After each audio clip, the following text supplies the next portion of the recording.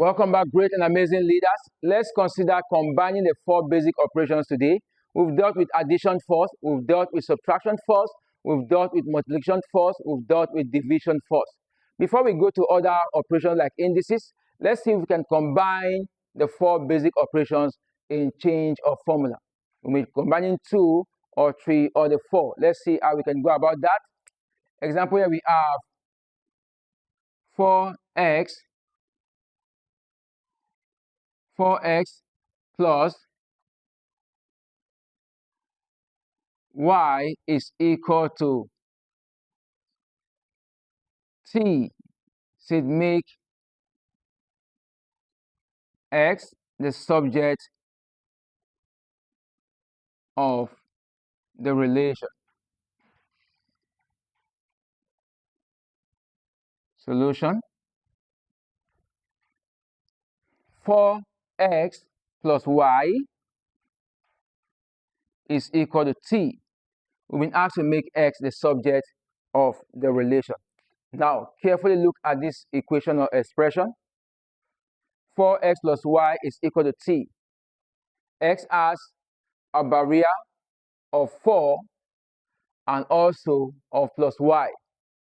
For x has a barrier of 4 and also plus y. So for us to make x to stand alone, we will need to remove the barrier of 4 and also remove the barrier of plus y. Now, for us to do that, we will need to start with the plus y barrier. We will need to start with the plus y barrier before we go to the 4 times barrier. So if we look at it carefully, plus y we need to leave so that 4x will stand alone first before we remove the 4 from the x. So if that is true, we're going to have plus y is leaving. So it is how you say subtract y from the both sides. That is 4x plus y minus y is equal to t minus y. So plus y minus y is 0 because you're owing y and you have y. So you have 4x is equal to t minus y. 4x is equal to t minus y. So if 4x is equal to t minus y, now I want to take out plus 4, 4 which is attached to x by times to the other part of the equation. Remember, 4 is attached to x by times, so we are taking it out to the other part of the equation. And if that is done, it will be using division at the other part of the equation. So it is like you say divide both sides by 4, or you just take your 4 directly if you understand the concept behind it. So if you divide both sides by 4, 4x divided by 4 is equal to t minus y divided by 4. Please, the division at this other side should not be written in this form.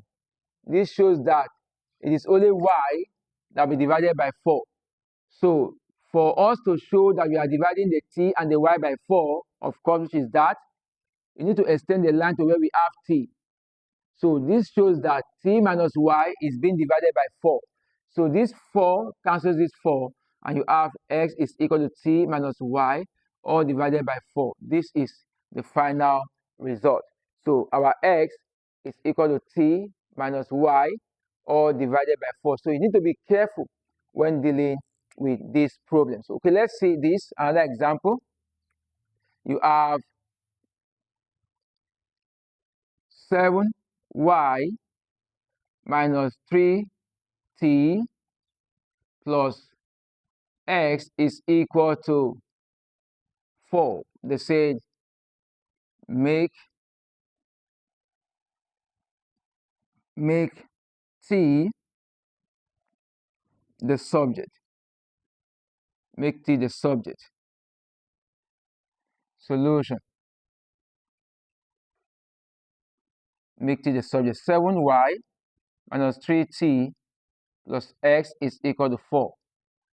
T has a barrier of minus 3. It has a barrier of x plus x. It has a barrier of 7y. T has a barrier or stumbling blocks of minus 3. It has which is attached to it by times. It has a barrier of plus x that stands alone. It has a barrier of 7y or plus 7y that stands alone. So, but we need to remove these barriers to the other side of the equation. And we need to start with the ones that are standing alone, like the plus x and the plus 7y. So we'll start with those ones. So if that is true, we're going to take out this to the other side and take out this to the other side. So if we are doing that, we have minus 3t standing alone plus x to the other side becomes, we write the 4 first. I still don't displace the numbers at the other part of the equation. So write the 4 first. Then plus x to the other side becomes minus x, and plus 7y to the other side becomes minus 7y. Now, we need to take out the last barrier, which is minus 3. Minus 3 is attached to x by times. So at the other part, it will become division. So we have t standing alone, 4 minus x minus 7y, all divided by minus 3. This is the final result. T is equal to 4 minus x minus 7y, all divided by minus 3. This is the result of what we need to know. Let's try another example, which may be the last example. You have 2t over r plus x is equal to y. They said make r the subject of the relation. Make r the subject of the relation. Make r the subject. Solution. You have 2t over r plus x is equal to y. But to make r the subject, you can see that r has barrier plus x and also has barrier 2t. So we need to take out these barriers from where they are to the other part of the equation gradually. Well, let's start with the one that is plus x, which is standing alone. If plus x should leave to the other part, it will become minus x. So we have 2t over r is equal to y minus x. Now, we want to make r the subject.